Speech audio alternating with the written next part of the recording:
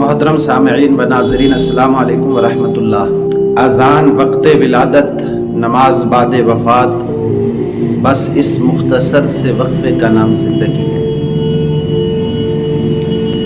یہ زندگی، اس زندگی کا ایک ایک لمحہ بڑا قیمتی ہے اور ایک لمحے کی یہ زندگی مہمان ہے، مگر افسوس آج ہمارے نوجوان اس لمحے کو گیمز کھیل کر دنیاوی عیش و عشرت کے اندر برباد کر رہے ہیں، ماں باپ کی نافرمانی اور دین سے دوری میں اسے ضائع کر رہے ہیں۔ اس وقت کی ایک ایک سانس قیمتی ہے، یہی وقت ہم کھیل کود اور دنیاوی دوڑ اور وقتی خوشیوں میں برباد کر رہے ہیں۔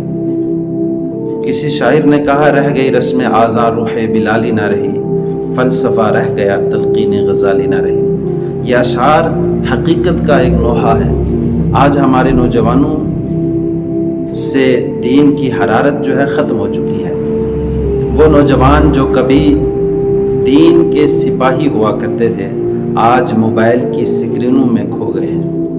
وہ زبانیں جو کبھی قرآن پڑھنے میں لذت پاتی تھی، آج بیہودہ گانوں کے اندر مصروف ہیں۔ وہ آنکھیں جو کبھی تہجد کی بیداری میں روشن ہوا کرتی تھی، آج رات بھر کھیلوں اور فلموں میں جاگتی اور بجھتی ہے۔ قرآن مقدس کے اندر رب العالمین ارشاد فرماتا ہے، وَمَا خَلَقْتُ الْجِنَّ وَالْإِنسَ إِلَّا لِيَعْبُدُونِ۔ ہم نے جنوں اور انسانوں کو اپنی عبادت کے لیے پیدا کیا ہے، مگر افسوس ہمارے نوجوانوں نے عبادت کے بجائے غفلت کو اپنا شعار بنا لیا ہے۔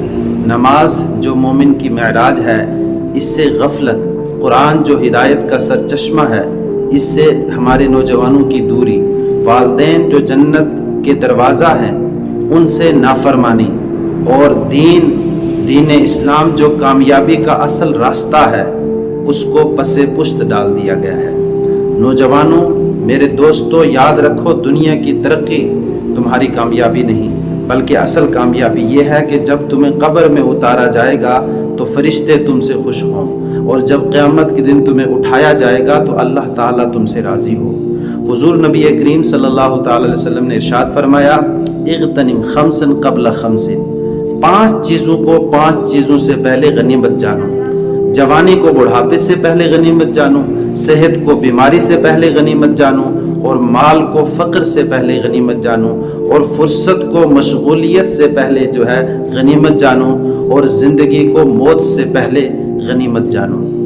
یہی جوانی ہے جو اللہ کی عبادت میں لگانی چاہیے تھی، اور یہی وقت ہے جو قرآن سیکھنے اور سمجھنے میں لگانا چاہیے تھا، اور نبی پاک صلی اللہ تعالی علیہ وسلم کی سنتوں پر عمل کرنے میں لگانا تھا۔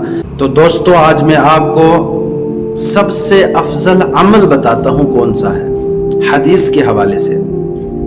تفسیر کبیر کے اندر امام فخر الدین رازی رحمۃ اللہ علیہ سورہ یوسف آیت نمبر 76 کے تحت ایک بڑا ہی پر اثر واقعہ لے کر کے آئے ہیں کہ ایک صحابی حضور نبی اکرم صلی اللہ تعالی علیہ وسلم کی خدمت میں حاضر اور آقا کریم صلی اللہ تعالی علیہ وسلم سے محو گفتگو تھے۔ اچانک ایک فرشتہ آیا اور بتایا کہ اس صحابی کی عمر صرف 1 گھڑی باقی ہے اور نماز مغرب سے قبل ہی اس کا انتقال ہو جائے گا۔ یہ سن کر وہ صحابی گھبرا گئے اور عرض کیا، یا رسول اللہ، اس مختصر سے وقت میں کون سا عمل کروں، میرے لیے کون سا عمل سب سے افضل ہوگا؟ حضور نبی کریم صلی اللہ تعالی علیہ وسلم نے ارشاد فرمایا، اشتغلت بالتعلم، اپنے اس وقت کو علم دین سیکھنے میں لگاؤ۔ چنانچہ وہ صحابی دین سیکھنے میں مشغول ہو گئے اور مغرب سے قبل ہی ان کا وصال بھی ہو گیا۔ راوی فرماتے ہیں، اگر علم دین سے بڑھ کر کوئی اور عمل افضل ہوتا تو سرکار دو عالم صلی اللہ تعالی علیہ وسلم ضرور اس کا حکم فرماتے۔ پتہ چلا علم دین سب سے قیمتی سرمایہ ہے۔ عبادت کی اصل بنیاد علم سے ہے، بغیر علم کے عمل وہ اندھیرا ہے۔ اگر زندگی کی آخری گھڑی میں بھی سب سے افضل عمل علم دین سیکھنا ہے تو پھر ساری زندگی میں اس کی اہمیت کس قدر ہونی چاہیے۔ تو اے نوجوانوں، سوچو اگر ایک گھڑی باقی ہو تو ہمیں نماز، روزہ یا ذکر کے بجائے بھی سب سے بڑھ کر علم دین سیکھنے کی ہدایت دی گئی، تو اس کا مطلب یہ ہے کہ علم ہی وہ چراغ ہے جو تمام عبادات کو روشنی فراہم کرتا ہے۔ لہٰذا اپنی زندگی کا قیمتی وقت ضائع نہ کریں۔ اگر کچھ لمحے بھی ملیں، آپ تو جوان ہو، آپ کے پاس وقت ہے، لیکن اگر کچھ لمحے بھی ملیں تو انہیں علم دین کے حصول اور اس پر عمل میں گزاریں۔ یہی عمل افضل ہے اور سب سے برتر ہے اور سب سے زیادہ نفع دینے والا ہے۔ تو اے میرے نوجوان دوست، اے میرے ہم عمر ساتھی، یہ وقت بڑا قیمتی ہے۔